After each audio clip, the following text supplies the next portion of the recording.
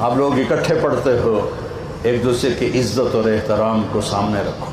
ہماری لائف میں girl friend boy friend کوئی کلچر نہیں ہے، یہ ان لوگوں کا کلچر ہے جن کو آخرت کا نہیں پتہ، جن کو جنت کا نہیں پتہ، جو جہنم کو نہیں جانتے، یہ ان لوگوں کا کلچر۔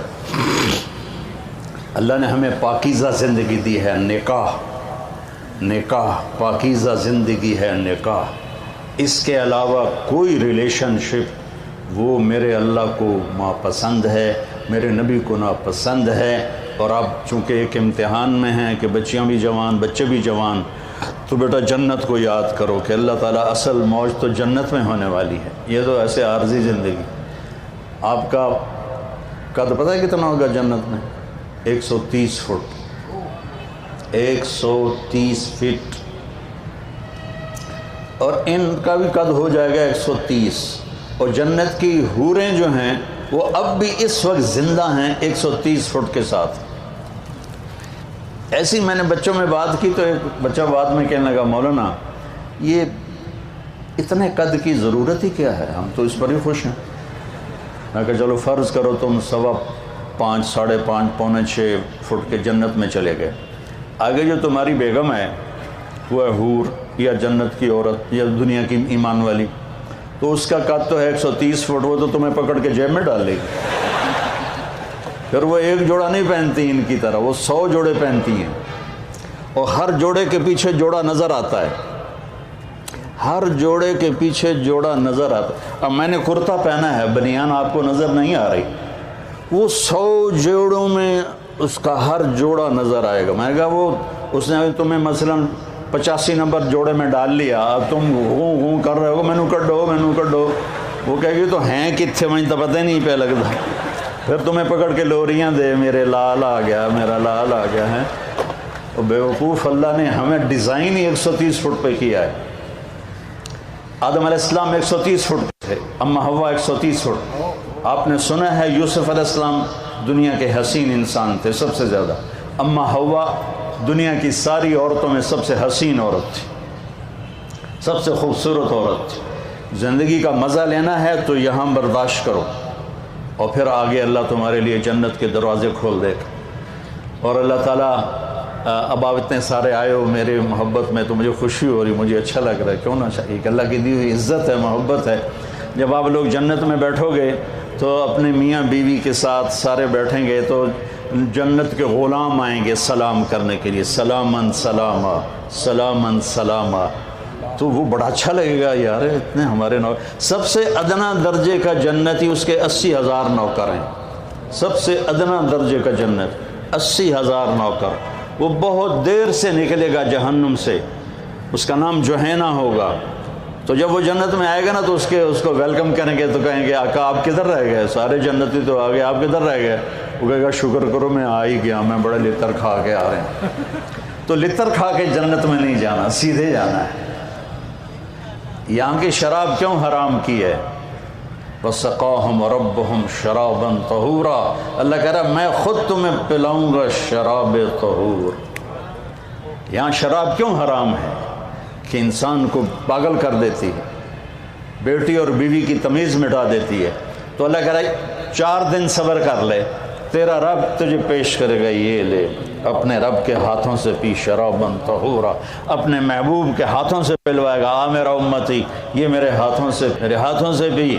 زندگی تو وہ آ رہی ہے، یہاں تو زیادہ کھا لو تو مصیبت، کم کھا لو تو مصیبت۔ جاتے ہوئے سفر، میری زندگی سفر میں گزری، سب سے پہلے میں دیکھتا ہوں یا کوئی ٹوائلٹ ویکھے جی کدی پیشاب آ جاوے تو بندہ، کوئی سڑک تو ایسی ہو جہاں کوئی ٹوائلٹ نظر آئے، وضو کی جگہ نظر آئے۔ پیشاب ایک الگ مصیبت ہے، اور سٹول پاس کرنا ایک الگ مصیبت ہے، اور وہاں جا کے نہ پیشاب ہے نہ پخانا ہے، کھدی جاؤ رچی جاؤ، نہ پیشاب ہے نہ پخانا ہے۔ اور ایک کپڑے بدلنے میں عورتوں کو شوق ہوتا ہے ڈیزائنوں کا، تو وہاں نہ درزی ہے، نہ پرنٹنگ مل ہے، نہ ٹیکسٹائل مل ہے، اور نہ کوئی وہاں الفتح کیا اس کو کہتے ہیں مال ہے۔ وہاں ایک درخت اس کا نام ہے طوبہ، اس کے اوپر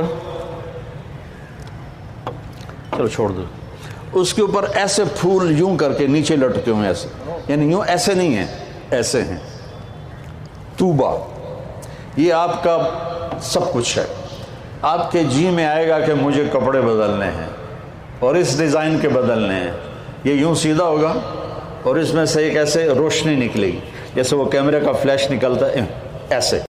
اس کے بعد جب آپ اپنے آپ کو دیکھیں گے تو پہلے 100 کپڑے غائب ہو چکے ہوں گے اور نئے 100 جوڑے آپ پہن چکے ہوں گے. کیونکہ پوری جنت میں واشنگ مشین کوئی نہیں، سرف کوئی نہیں، صابن کوئی نہیں، ٹوائلٹ کوئی نہیں، گندی نالی کوئی نہیں، گٹر کوئی نہیں. یہ ساری دنیا کی مصیبتیں ہیں. زیادہ کھا لو تو ٹوائلٹ بھاگو، کم کھا لو تو سر میں درد شروع ہو جائے. وہاں میرا اللہ کہتا ہے کھا میرا بندہ، پی میرا بندہ. وَسَقَاهُمْ رَبُّهُمْ شَرَابًا طَهُورًا، میں تیرا رب تجھے پلاؤں گا، کھلاؤں گا. جب وہ نوکر چلے جائیں گے تو فرشتے آئیں گے. يَدْخُلُونَ عَلَيْهِمْ مِنْ كُلِّ بَابٍ، فرشتے آئیں گے، کہیں گے سلام علیکم، سلام علیکم، جناب ہم آپ کو سلام کرتے ہیں. وہ کہیں گے یار تم تو نورانی مخلوق ہو، ہمیں سلام کیوں کرتے ہو؟ وہ کہیں گے بما صبرتم، نوجوان بڑی غلط زندگی گزارتے تھے، تم نے بڑی پاکیزہ زندگی گزاری اور صبر کیا، صبر کے بدلے میں آپ کو سلام ہے. جب یہ سلام کا نشہ باقی ہوگا فرشتے سلام کریں. ایک ہمارا زمیندار ذوالفقار علی بھٹو مرحوم سے ملنے چلا گیا. اس سے 2-4 باتیں حال احوال کی ہو گئیں. واپس آیا، لوگ چودھری صاحب سناؤ کی رہا تو منہ انج کر لوے. چودھری صاحب دسو صحیح بھٹو نال جو گل ہوئی وہ منہ انج کر لو. وہ کی ہو گیا جی؟ وہ آخر لگا اسے منہ نال میں بھٹو نال گل کی تھی، ہوں تھوڑے نال بھی گل کر. تو فرشتوں کا سلام ایسے آدمی ہوا میں اڑیں گے. ہائے ہائے ہائے ہائے، میرے صرف الفاظ ہیں، اگر چاہوں تو نقشہ کھینچ کر الفاظ میں رکھ دوں، مگر تیرے تخیل سے فزوں تر ہے وہ نظارہ. اب جو حدیث بتانے لگا ہوں اس کو سوچو بھی تو سمجھ میں نہیں آئے گی. ایسے میرے رب کا عرش کھلے گا اور اللہ مسکراتا ہوا اپنے خوبصورت چہرے کے ساتھ سامنے آئے گا اور کہے گا سلام قولا من رب الرحیم. میرے بندے بندیو، آج تمہارا رب تمہیں سلام پیش کرتا ہے، تمہارا رب تمہیں سلام پیش کرتا ہے. تو پوچھے گا اللہ حل رضیتم، خوش ہو؟ کہیں گے یا اللہ موجاں لگ گئی ہیں، بڑے خوش ہو. تو اللہ کہے گا کچھ مانگو، کہیں گے راضی ہو جا. وہ کہے گا راضی ہوں تو یہاں بٹھایا، نہیں تو تھے نا تمہیں کھلے مار رہے ہوں دوزخ وچ. میں راضی ہوں، کچھ مانگو. کہیں گے یا اللہ جب ہم لاہور میں تھے نا، نمازیں پڑھتے تھے پر بے ڈھنگی سی تھیں، ہمیں تو پتہ ہی نہیں تھا تو اتنا خوبصورت ہے، تو آج ہم تمہیں دیکھ کر ایک سجدہ کرنا چاہتے ہیں، تمہیں دیکھتے ہوئے ایک سجدہ کرنا چاہتے ہیں. ہائے ہائے ہائے. تمہارا رب کہے گا میرے بندو، لاہور میں تم میرے غلام تھے، میں آقا تھا. آج میری جنت میں تم میرے مہمان ہو اور میں میزبان ہوں، اور مہمان سے کام نہیں لیا جاتا. میں مہمان بن کے آیا ہوں، مجھے پروٹوکول دیا جا رہا ہے. تو اللہ کہے گا تم میرے مہمان ہو، کلوا واشربوا ہنیئا بما اسلفتم فی الایام الخالیہ، جاؤ کھاؤ پیو موج کرو، تمہارا کوئی حساب نہیں ہے. میرے بچوں ایک زندگی آگے آ رہی ہے، اس کی تیاری کرو. 5 وقت نماز پڑھو، میری طرح بسم اللہ سے کتاب نہ کھولو بلکہ واقعی کتاب کھولو. اور اللہ تعالیٰ آپ کٹھے لڑکے لڑکیاں پڑھتے ہیں، اپنی نظروں کی حفاظت کرنا سیکھو اور ایک حد اپنے درمیان قائم رکھو. اور جو اللہ نے ایک تعلق بنایا ہے شرعاً نکاح کا اپنے والدین کی مرضی کے ساتھ، ان کی دعائیں لے کر یہ قدم اٹھاؤ. ایسے دلیر نہ ہو جاؤ کہ بس میری پسند ہے، میں نے شادی کرنی ہے، میں تو میں کورٹ میرج کر لوں گا. بے برکت ہوتی ہیں وہ زندگیاں جن کے ساتھ ماں باپ کی دعائیں نہیں ہوتی. ناکام ہوتی ہیں وہ زندگیاں جو ماں باپ کی دعا نہیں لے سکتی. اپنے استادوں کا ادب کرو، جن سے پڑھتے ہو وہ تمہاری زندگی بھر کے تمہارے آقا ہیں. حضرت مولا علی کا فرمان ہے کہ جو مجھے ایک حرف پڑھا دے میں اس کا غلام ہوں، جہاں چاہے بیچ دیں، جہاں چاہے بیچ دیں. اور یہ تبلیغ کا خوبصورت کام ہے.